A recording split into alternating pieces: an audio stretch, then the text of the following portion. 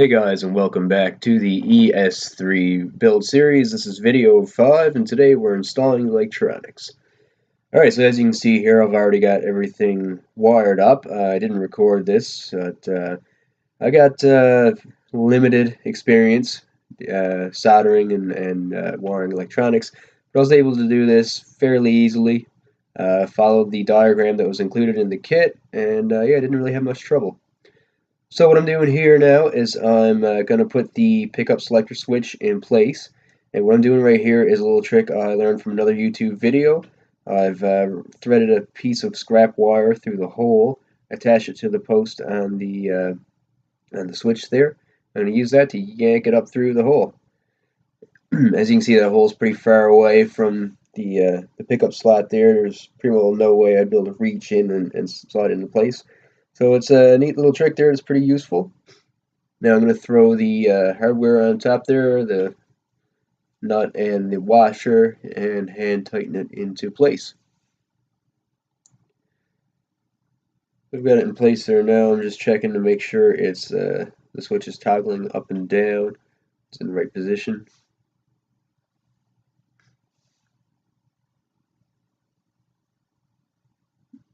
Now, as you can see, the wiring there is a little bit, it's in a pretty big mess. I wasn't very careful when I wired everything up. I did go back afterwards and pretty much take everything apart again and redid the wiring much neater. What I found once I got everything into place here was that you could see the wires. It didn't look that great. So I went back after I thought everything out a little bit more, and redid the wiring a little more organized and neat, and I was able to kind of tuck the wires out of the way. So now I'm going to put everything back inside the cavity there through the hole there, and as you can see, I've threaded another wire through the hole for the input, and I'm going to install that in much the same way as I did with the pickup switch. Speed it up a bit here, so I had to tighten up the nut on the toggle, on the input there to give me enough clearance to make it out through the hole. So you can see I'm doing there, I'm sliding the washer and the nut down over the wire, and then that lands it right on the input there. I can tighten it up, use the wire to hold it in place while I tighten it, and then put the wire out through. So I'm going to use the same principle here now for the volume and tone knobs. You might be able to put these into place by reaching through the F hole there. My hands were a little bit too big. I wasn't able to get this one, and the other one is a little further back. I was able to use it, reach the two closer ones there by reaching through the F hole. So you can try that first, because that is a little easier than using this trick here. As you can see, I had to use those crimpers there to kind of maneuver into place. I'm just going to tighten up the hardware there, and that's going to do it for that one. Went ahead and used the same principle for the next one. Here you go. It's wrapped around the post. You're going to want to make sure the wire sticks up through the middle of the post. If it's wrapped around the side, it'll make it too thick. It won't fit up through the hole. As you can see there, I'm able to use my hand to kind of coax it into place. The hardware on that one. And then I'm going to move on and get the ground wire up through. So the ground wire has to come up and make contact with the bridge.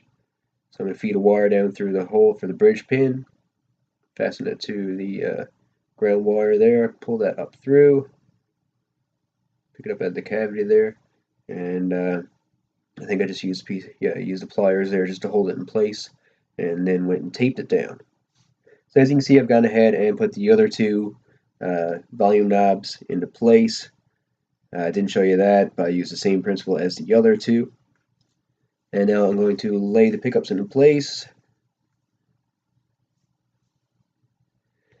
And I just laid those into place. I got a pencil and marked out the holes for the pickup covers there, and then went ahead and drilled out the holes. So I don't think I got a video of me marking out the holes actually, but they're all marked into place there now.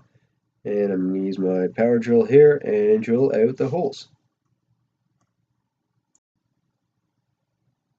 Alright, so yeah, right there, the drill bit fell out of the drill there. I gotta put it back in place. Yeah, so you just want to use a drill bit that's a couple sizes smaller than the screws that are included.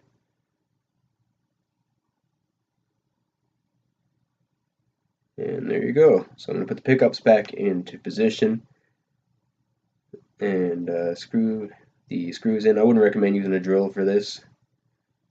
You don't want to damage the pickup shroud there. So I screwed each screw down about halfway just to get it in position there. If you screw it down all the way and the other holes don't line up, then you gotta take it back out. And now I'm just gonna go and tighten them down all the way. So there we go, that's the neck pickup and the bridge pickup, same thing.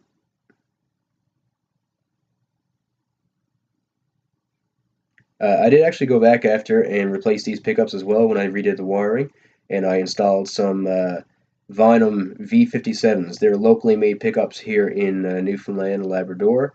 Very nice pickups, excellent sound for the price, great vintage tone. I would definitely recommend them. And now I'm just going to put the speed knobs here on the volume and tone knobs. So I'm just turning the knob all the way up and positioning the knob so the tan is facing up toward you when you're playing. And that would need a little bit of tightening. There we go. Put the knob on, and that's going to do it. There you go, electronics, nothing to it. So up next, the video number 6, we're going to be installing the hardware. And that'll probably be it. I think that's going to be the last video until we do a demo. So we'll see you then.